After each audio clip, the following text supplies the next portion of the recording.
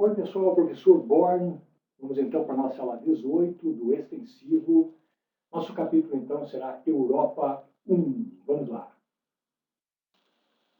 Dentro da geografia política, Europa 1, vamos analisar alguns importantes países e sua situação econômica e geopolítica no cenário internacional. Estamos na apostila 5B, na página 10.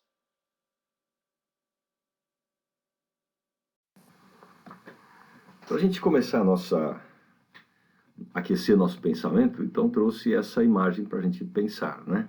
Temos aqui os países do PIGS. PIG é uma expressão em inglês que significa então porcos, né? Suínos. E essa expressão colocou países como P de Portugal, I de Irlanda, I de Itália, G de Grécia e S de Espanha, porque é em inglês, como se fossem então os países porcos mamando na grande porca que é a zona do euro. Essa situação está um pouco invertida, né? Ofendendo os suínos na realidade.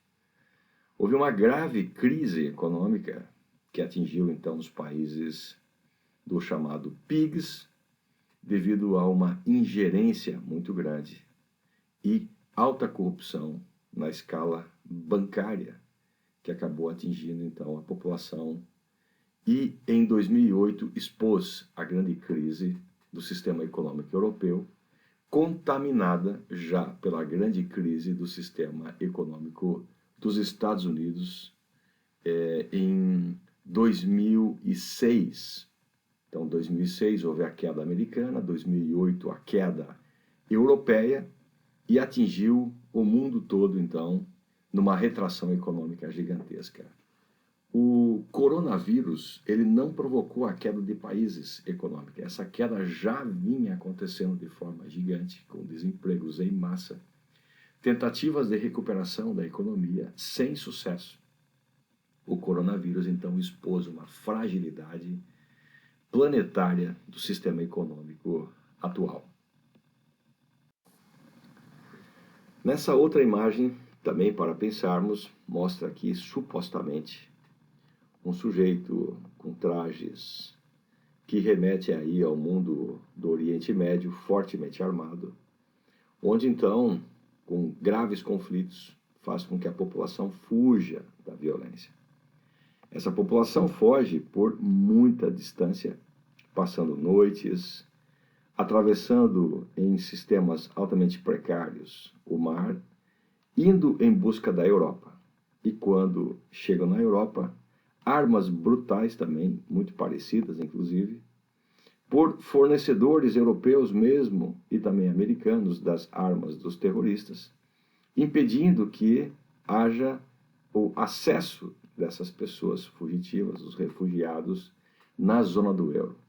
Lembrando que a zona do euro, vários países são incentivadores de conflitos que geram a instabilidade política no mundo do Oriente Médio ou Oriente Próximo. Então, realmente uma imagem bastante crítica. Quando falamos em Europa, nós então falamos sobre os maiores continentes do mundo também. Por exemplo, a Europa é um continente com 10 milhões de quilômetros quadrados. O maior continente de todos em área é o continente asiático, com 43 milhões de quilômetros, seguido pelo continente americano, com 42 milhões de quilômetros quadrados. Terceiro, nós temos aqui o continente, então, africano, com 30 milhões de quilômetros quadrados, e depois, então, o continente europeu, 50 países. Dentre esses países, o maior deles é a Rússia. Você percebe que aqui a cor predominante é o rosa. E o maior país está aqui, que é então a Europa. Quase um terço da Europa é formada pela Rússia. Então, se você reparar, o continente asiático, ele não se separa do continente europeu. É o chamado de euroasiático. A divisão está nas culturas, uma divisão cultural bem nesse ponto aqui, que é então os Montes Urais, que divide a planície da Rússia, da planície, então, aqui, asiática. Então, nós temos a Europa com 10 milhões de quilômetros quadrados, 50 países. Desses 50 países, existe, então, uma união que aconteceu. Uma união que aconteceu e as pessoas, as finanças, os negócios, a busca de emprego, trabalho e moradia passou a ser livre entre os integrantes. Essa transição livre é chamada de Acordo de Schengen. 31 países faziam parte desse Acordo de Schengen, até que a Grã-Bretanha, essa grande ilha aqui, Grã-Bretanha, mais essa parte norte da Irlanda, a Grã-Bretanha, mais a Irlanda do Norte, forma aqui o Reino Unido. Em 2020, a Grã-Bretanha, mais o Reino Unido, mais a Irlanda do Norte, ou seja, o Reino Unido, separaram-se da União Europeia. Então, nós temos aqui 31 países, menos o Reino Unido. São 30 países, então. O Acordo de Schengen, que permite a liberdade de fluxo de deslocamento entre os países membros. Então, é uma área de livre circulação de pessoas. A abertura de fronteiras entre esses países membros da União Europeia. Temos que ver quais são os países da União Europeia e como foi o ingresso desses países. Então, são 28 países, no caso agora são 27 países, mais a Suíça. A Suíça não pertence à União Europeia, mais a Islândia, que também não pertence à União Europeia, mais a Noruega, que não pertence à União Europeia, mas integram uma área de livre circulação. Então, é o chamado de Acordo de Schengen. Há uma expressão muito comum também, chamada de cortina de ferro. Essa expressão cortina de ferro, ela foi utilizada pela primeira vez pelo ministro da propaganda nazista, que era então Joseph Goebbels. Não somente Goebbels havia utilizado essa expressão, mas também Lutz Krosigk, que era então um político alemão nazista. Mas a expressão cortina de ferro ficou muito famosa quando então o Winston Churchill, que era o primeiro-ministro da Grã-Bretanha, foi fazer palestra, né? Aqui está Winston Churchill, foi fazer uma palestra nos Estados Unidos, lá na região do Westminster College, na cidade de Fulton, lá no estado de Missouri. Isso em 1946. A universidade, ou a faculdade de Westminster College, ela é uma faculdade de cunho liberalizante, que é ligada à igreja presbiteriana com orientação calvinista.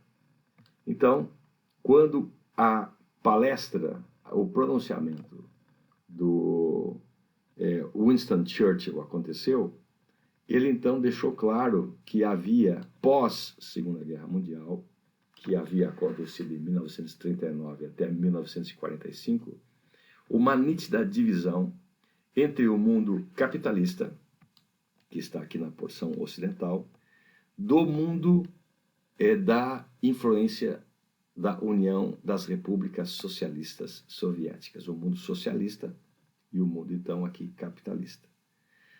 Você percebe aqui pequenos pontos esverdeados: Dinamarca, Alemanha, Bélgica, França, Irlanda, Reino Unido. Esses países, Portugal, Itália, Grécia, esses países, eles aceitaram o auxílio econômico dos Estados Unidos quando o plano Marshall do governo Truman fez uma ajuda de reconstrução do mundo europeu pós-Segunda Guerra Mundial, numa ordem de 132 bilhões de dólares, ou seja, Os Estados Unidos ofereceram muito dinheiro para que as empresas, para que os governos europeus pudessem reconstruir-se rapidamente, numa influência keynesiana, ou seja, o Estado americano auxiliando na reconstrução de outros países com um aporte muito grande.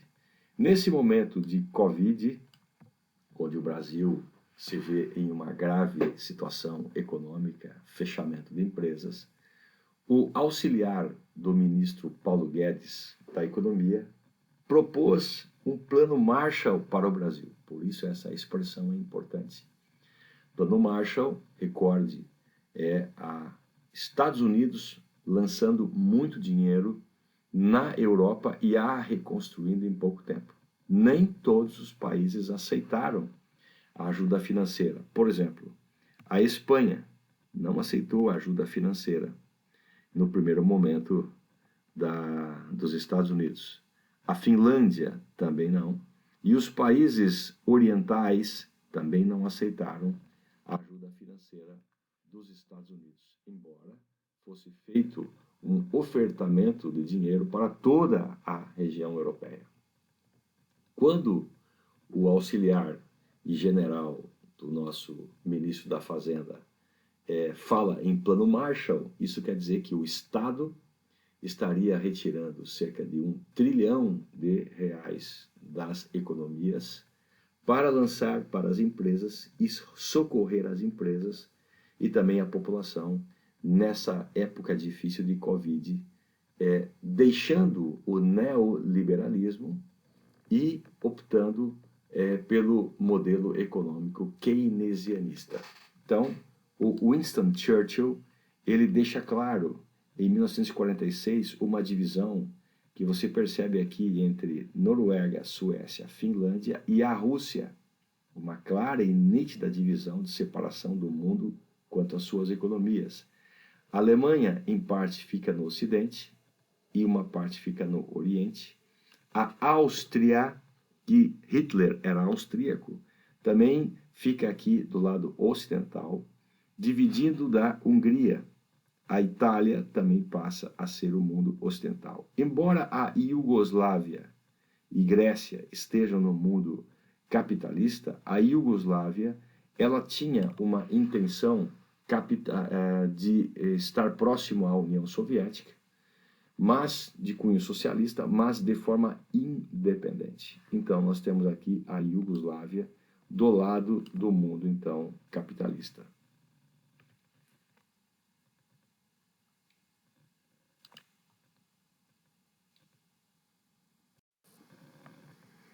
Quando se fala em rodada de Doha, aconteceu em 2001, conceito importante esse, por quê? Rodada de Doha acontece nesse país aqui, ó, no Catar, lá no Oriente Médio ou Oriente Próximo. Temos aqui a Arábia Saudita, temos aqui os Emirados Árabes e temos aqui uma península, a Península do Catar, onde nós temos então aqui Doha, a capital, e aconteceu em 2001 a Rodada de Doha. O que foi isso? Pós Segunda Guerra Mundial, a Europa estava totalmente destruída, com suas economias severamente prejudicadas, recebendo o auxílio econômico de 132 bilhões de dólares dos Estados Unidos.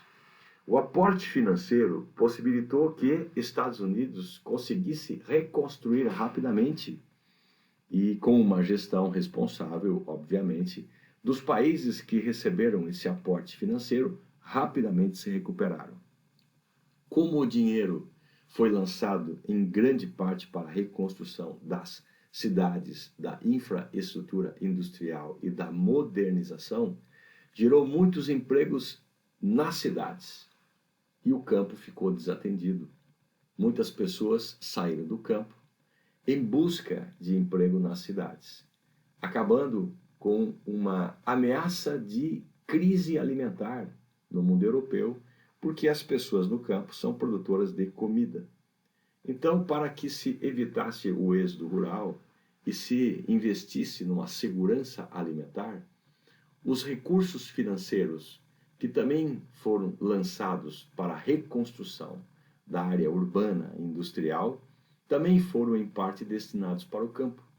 Assim, as pessoas conseguiram reconstruir suas áreas destruídas pela guerra, fazer uma agricultura muito forte, e essa agricultura muito forte gerou tanto alimento para o campo, como grandes excedentes para as cidades, que também puderam ser vendidos para outros países, gerando muito recurso econômico para o país, muito mais do que se foi investido.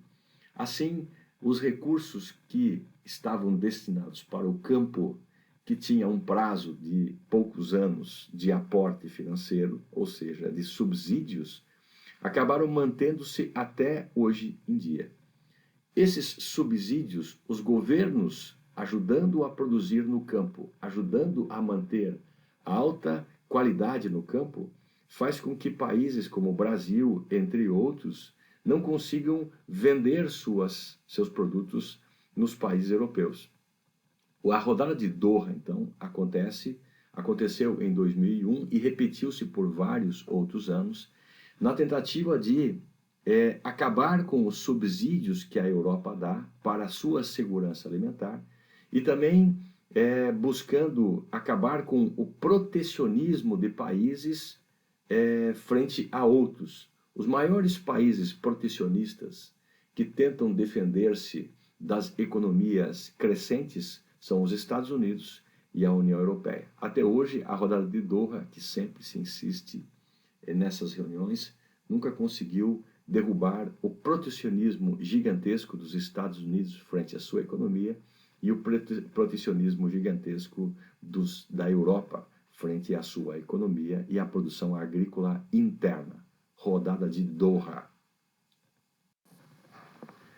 Quando falamos em União Europeia, é a união de países europeus numa tentativa de integração para ficarem do tamanho, por exemplo, como o Brasil. O Brasil é um país gigantesco com 8 milhões de quilômetros quadrados, 8 milhões e meio. Unindo-se todos os países da Europa, isso dá cerca de 10 milhões de quilômetros quadrados. O Brasil tem conexão do sul com o nordeste, do nordeste com o centro, do centro com o centro-oeste e assim por diante, barateando a produção brasileira, barateando o fluxo de metais dentro do próprio país. Isso possibilitando uma riqueza mineralógica, riqueza de possibilidades de crescimento econômico, que sofre grande dificuldade atualmente com o encarecimento pelos transportes, impedindo que o Brasil tenha um custo menor, por exemplo, com a cobrança de pedágios abusivos que acontece nas estradas brasileiras. A Europa, ela une-se para ficar do tamanho do Brasil, para ficar então forte. Essa unificação, ela não é recente, ela vai começar com essa expressão Benelux, Bélgica, Nederland, Luxemburgo, ou seja, aqui nós temos a Bélgica, aqui nós temos Nederland, que quer dizer Países Baixos, conhecido como Holanda para o mundo ocidental, e aqui nós temos Luxemburgo. Esses três países acabam unindo-se em 1944, antes do final da Segunda Guerra Mundial, criando uma economia entre eles de auxílio mútuo que conseguiram reconstruir estradas, pontes, aeroportos, portos, áreas de armazenamento de produtos e rapidamente conseguirem reerguer-se. O aporte financeiro do Plano Marshall americano de 1947 foi um grande auxílio para a reconstrução do bloco europeu. Benelux, 1944, primeiro bloco econômico, então. Quando falamos em uma progressão da unificação, o Benelux, então, Bélgica, Nederlândia e Luxemburgo, vai dar origem a uma outra unificação maior. vai se criar a Comunidade Econômica do Carvão e do Aço, chamado de SECA. Comunidade é um grupo de países, econômica, voltado para o aspecto econômico, do carvão para poder fazer derretimento de aço e o crescimento econômico dos países membros. Aconteceu em 1952, então, a unificação de França, Alemanha, Itália, mais o Benelux, mostrando que essa unificação na gestão econômica era altamente positiva. Então, logo em seguida, vai criar-se esse grupo dos chamados seis, num tratado chamado Tratado de Roma, o chamado então Mercado Comum Europeu. Aqui vai dar origem então agora a consolidação do bloco. Mercado Comum Europeu em 1957, quando então é chamado Europa dos Seis. Repara que a Grã-Bretanha mais a Irlanda mais a Dinamarca não foram os primeiros a entrar no bloco econômico, embora sejam países com os maiores conhecimentos bancários mundiais. O Reino Unido, em 1973, mais a Dinamarca, vão participar dessa ampliação do chamado, então, Mercado Comum Europeu. Assim que a Grã-Bretanha entrou, os grupos mais conservadores, os partidos de extrema direita, por exemplo, foram contrários à unificação por não quererem permitir que houvesse abertura de suas fronteiras para justamente a preservação da sua cultura. Então, os grupos mais conservadores, os grupos mais ligados à direita, então movimentaram-se logo em 1973 para que se fizesse um referendo, que aconteceu em 75, pedindo se a população realmente queria ficar no bloco ou sair. E nesse primeiro momento aconteceu então a aprovação, a participação da economia da Grã-Bretanha na União Europeia. Em 2020, houve então a separação da Grã-Bretanha. Desde o começo havia movimentos de separação. Em 2017 foi feito um plebiscito, um referendo. Esse referendo pediu a confirmação ou não da participação da Grã-Bretanha na zona do euro, e a maior parte da população decidiu não manter-se mais unido à União Europeia, devido à crise que já vem acontecendo desde 2008, produzindo desemprego, produzindo quedas econômicas expressivas. Então, 2020, janeiro, a Grã-Bretanha, que participa aqui com a Irlanda do Norte, Grã-Bretanha, ou seja, Reino Unido, deixaram a zona do euro. A Irlanda do Sul e a Dinamarca ainda predominam, ainda participam da zona do euro e da União Europeia. A unificação acontece com a Grécia em 1981. Quando a Grécia entra no bloco europeu, vai acontecer então a formação da chamada Comunidade Econômica Europeia em 1981. A Europa dos chamados dos 10. Logo em seguida, vai entrar Portugal e Espanha, aderindo também à moeda euro. Logo depois, vai entrar, então, a Áustria, mais a Suécia, mais a Finlândia, em 1995. E 2004, os países que eram, então, do leste europeu, Estônia, Letônia, Lituânia, Polônia, República Tcheca, e aqui nós temos então a Áustria e a Hungria, mais aqui a Eslováquia, pertencem também, adentram o bloco europeu. Em 2004, portanto. 2007, Romênia e Bulgária. E 2011, que não aparece no mapa, nós temos então a Croácia. Grande parte dos países europeus pertencem a essa unificação europeia, mas nem todos trocaram suas moedas. Por exemplo, Portugal trocou sua moeda pelo euro. A Espanha trocou sua moeda pelo euro. A mesma coisa aconteceu com a França, com a Holanda, com a Bélgica, Luxemburgo, com a Alemanha, com aqui a Áustria, com aqui a Eslováquia, com a Itália, Grécia, Chipre, são países que trocaram suas moedas pelo euro. Já mesma coisa aqui com a Finlândia, Estônia, Letônia e Lituânia. Mas a Suécia, mais a Polônia, mais aqui a Áustria, mais aqui então a Eslováquia, Croácia, Romênia, Bulgária, são países que não trocaram sua moeda, mas estão comprometidos, já com cartas assinadas, para que alterem sua moeda para o euro. A Dinamarca, país que não entrou em um acordo ainda, está com desavenças.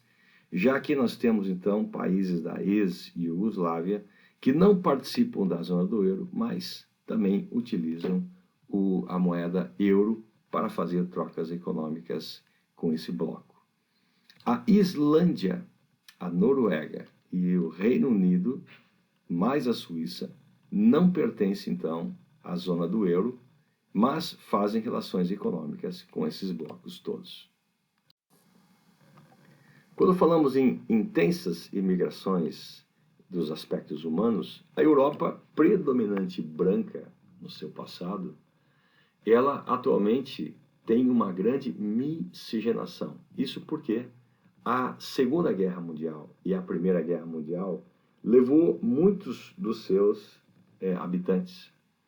E a população, com a modernização, resolve então ter cada vez menos filhos. Isso faz com que haja uma redução da base da pirâmide. Países como a Alemanha, por exemplo, estimulam que cerca de 450 mil habitantes de qualquer país do mundo queiram morar na Alemanha, estudar e terem filhos recebendo salários elevados, sejam bem-vindos ao país, o que provoca movimentos neonazistas dentro da Alemanha por grupos mais conservadores, contrários à administração de Angela Merkel. Obviamente que, nesse momento, outros países que também seguem a política de aceitação de imigrantes que venham a fazer uma miscigenação dos países, nesse momento de Covid, essas áreas estão bloqueadas desde 2008 pela queda econômica dos PIGs. Então, existe uma intensa imigração que se deslocou para os países europeus, havendo uma miscigenação crescente, mas que nesse momento sofre diversos reveses para que não haja movimentação de pessoas, justamente pelos isolamentos sociais. Quando se fala em separatismos, a Europa está eivada de grupos com problemas. E temos que ver os principais grupos. No Brasil, a mesma coisa, separatismo já. Rio Grande do Sul tem uma ideia de fazer a separação do Sul. O Sul é o meu país. A Europa, para poder ficar poderosa, ela então uniu-se para ficar do tamanho do Brasil. Os países pequenos são mais frágeis. Quando faz uma unificação dos países, eles tendem a ser mais fortes. O Brasil é um dos países do mundo que tem uma área gigantesca e o Sul insiste em separar-se. Se o Sul separar-se do Brasil, somando Santa Catarina e Paraná, haverá recursos econômicos muito pequenos para esses estados aqui, porque a grande parte do ferro, grande parte de metais, grande parte da economia está fora dessa região sul. Teriam que importar aço, teria que importar energia, teria que importar elementos radioativos. Então, a economia desses países, desses novos países, no caso, ficaria muito prejudicada. Grande parte das empresas que estão aí, por estímulo dessa própria região, não são de Santa Catarina, não são do Paraná, não são do Rio Grande do Sul, são empresas multinacionais. Estímulos do próprio Brasil trazer empresas multinacionais. Quando essas empresas multinacionais perceberem que grande parte dos recursos que utilizam, como ferro, como alumínio, como metais, como questões nucleares, como energia, precisarão ser importados do então Brasil, essas empresas poderão deixar esses países, né, novos separatistas, gerando então uma grande crise econômica interna. Então, a fragilidade do Sul, ela é muito evidente nessa questão da separação do Rio Grande do Sul ou da região sul do resto do país. Claro que existem movimentos a favor e movimentos contrários. Os principais movimentos separatistas europeus, mostrando que não há uma unificação perfeita, aqui nós temos a Escócia, que fica no norte da Grã-Bretanha. Em 2014, houve um plebiscito pedindo se a Escócia, os escoceses, queriam manter-se junto do Reino Unido. E a Escócia, por um leve sobra de votos, decidiu ficar. Mas quase mais de 50% da população, com as crises econômicas a partir de 2006, quase decidiram isolar-se e não mais pertencer ao Reino Unido. A Irlanda do Norte, que está aqui, ó, temos aqui a Irlanda e aqui temos a Irlanda do Norte. Irlanda do Norte que pertence à Grã-Bretanha, ao Reino Unido, na verdade. Então, aqui nós temos a Irlanda do Norte, que existem movimentos internos que querem desvincular-se do Reino Unido. Querem manter-se unidos aqui ao sul, à Irlanda do Sul. Esse movimento ele é tanto político como religioso. Enquanto o Sul é católico, o Norte e a Grã-Bretanha, ou o Reino Unido, eles são, então, protestantes. Os católicos da região norte da Irlanda querem unir-se ao Sul. A mesma coisa, movimentos políticos querem unir-se ao Sul. Então, aqui existe uma guerra, realmente, muitas vezes violenta, entre opositores de ficarem no Reino Unido ou então unirem-se aqui à Irlanda do Sul. País Basco. O País Basco está aqui na fronteira com a França. Os bascos são anteriores à formação da Espanha. Os bascos são anteriores à própria formação do Império Romano. E quando o Império Romano ficou poderoso e tomou grande parte da Europa, não conseguiram derrotar os bascos, que ficaram aqui mantendo seus idiomas, mantendo sua cultura. Então, os bascos, frente às grandes crises econômicas europeias, eles querem mais autonomia e exigem a separação do território espanhol, gerando grandes desavenças. O mais recente movimento de separatismo na Espanha é justamente aqui a Catalunha. A Catalunha é a porção mais rica da Europa. E a Catalunha, ela então tem toda uma indústria que suporta a Espanha. A Espanha tomou decisões muito diversas de uma economia correta a partir de 2008, expondo então a ser um dos países do PIGS. Então, a Catalunha fez um plebiscito em 2015 para separar-se da Espanha. A maior parte da população quis separar-se. A Espanha, então, enviou exércitos para essa região para, então, impedir a separação. Isso gerou mais tensões e mais movimentos ocorrerão aí para frente. O norte da Itália existe uma região chamada de Padânia, que ela é mais rica do que o sul da Itália. Na época de crescimento econômico, uma região cobre a outra. Mas na época de quedas econômicas, o norte reclama, então, do atraso industrial e basicamente agrícola da Itália do Sul. Então, existe aqui a separação da região da Padânia. Existem, então, grupos separatistas. A Ucrânia também possui uma região chamada de Crimeia, que ela é formada basicamente por russos e não ucranianos, que também exigem a sua separação. São as grandes crises no mundo europeu, crises econômicas, crises entre nacionalidades que querem a separação e precisam de uma intermediação política. Quando falamos em subsídios, as atividades econômicas da Europa não estão no setor primário. O setor primário trabalha com agricultura, pecuária. O setor secundário é muito poderoso, mas o setor terciário é aquele que acondiciona a maior parte da população. A mesma coisa acontece no Brasil. O setor primário, ele absorve 6,6% da nossa economia.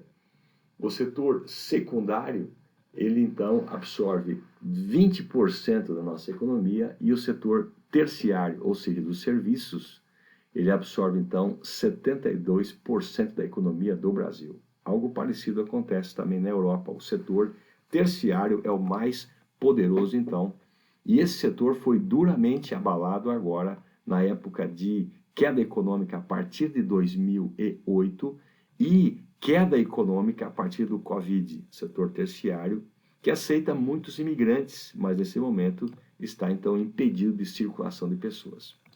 Subsídios são os países ricos europeus mantendo protecionismos internos, protegendo sua economia de países que têm grandes forças econômicas no setor, por exemplo, primário, como o Brasil, querendo colocar frutas, verduras, soja, milho, óleo no setor europeu. Se o Brasil desovar o que nós temos na Europa, vai levar a Europa agrícola à falência. Por isso, os poderosos subsídios para manter a alimentação estratégica nos países europeus. Plano Marshall é quando, então, Estados Unidos fez um aporte financeiro gigantesco para poder, então, reconstruir a Europa. Atualmente, o generalato brasileiro pensa em, novamente, se utilizar do Estado para reconstruir o país, como fez durante o seu governo de 1964 até 85, quando criou 15 universidades federais, recursos públicos, quando construiu a Itaipu Nacional com recursos públicos, quando construiu estradas no país, portos, aeroportos, com subsídios do Estado. O Plano Marshall, então, novamente, ele traz a ideia do keynesianismo para a frente da economia. Então, pessoal, desenvolvemos, então, assuntos sobre a Europa 1.